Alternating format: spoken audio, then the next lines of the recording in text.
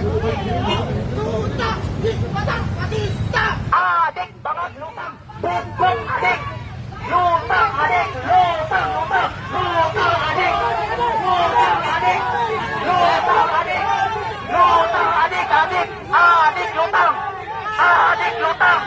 Adik, lutang! Bumbong estudyante! Tarangtanong estudyante! Na walang alam! Bumbong estudyante! Yan! Laban ka pa rito! Yan ang mapapala ng mga estudyante hindi marunong mag-research. Bakit? Ano ang tinuturo ng mga profesor nila?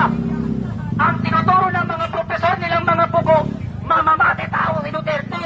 Pero hindi nila sinasabi kung ano ang pinatay Duterte. Mga adik kagaya mo. Estudyante ka pa lang pero bugok ka na. Estudyante ka pa lang pero nagraragpi ka na. Estudyante ka pa lang pero adik ka na. Yan ang mapapala nyo pag ang profesor ninyo bugok. Yan ang mapapala ninyo pag teacher ninyo bugok. Kaya ang mga estudyante ngayon, pag tinanong mo about sa lipunan, walang alam. Kasi imbis na araling paglipunan, ang tinuturo ng kanilang profesor, Duterte what on drugs ang tinuturo ng profesor nila. Kaya yan ang napapala ng mga estudyante ngayon. Walang laman ng punta, bulag sa katotohanan. Diba? Paano mo sinasabing diktador si Duterte? Paano sinasabi ng mga estudyante na si Duterte ay diktador? Sino ang diniktadahan ni Duterte noong panahon niya? Nakita niyo ba yung mga komunistang pangit noong kay Duterte? Kayong mga komunistang pangit noong time ni Duterte, ano ang ginawa sa Duterte nung nagrally kayo? Walang alambre sa kalsada. Sinasabayan pa kayo ng police road marcha. Binibigyan kayo ng pagkain. Ibinuk kayo sa hotel.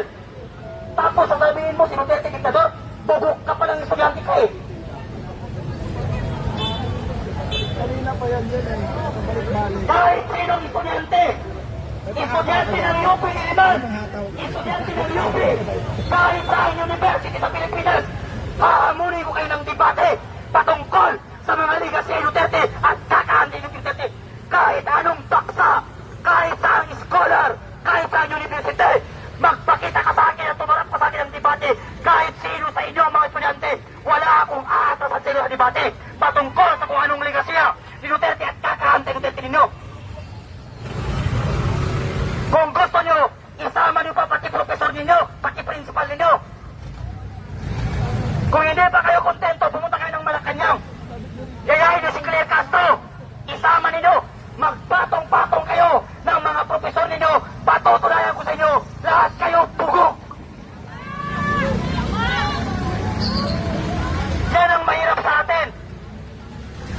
Bulag tayo sa katotohanan, bingi pa tayo sa katotohanan. Yung mga estudyante, ano ang napalado kakaanti Duterte ninyo? Eh di ang daming nirip, ang daming namatay na estudyante ngayon. Kakaantay Duterte ninyo, bumalik ang mga kidnapper at mga durugit at drug lord. Ngayon pumunta ka ng Baseco, pumunta ka ng Baseco, pumunta ka ng Tondo, pumunta ka ng Quiapo, Divisoria, Bulacan. 8 years old pataas, nag-garaspi kahit kasik sila ng araw. Tapos anti-Duterte, mag-anti-Duterte kayo hanggang sa dulo. Ipa-impeach nyo si Sara hanggang kayo mga estudyante, matauhan kayo sa pagiging bobo ninyo. Tama.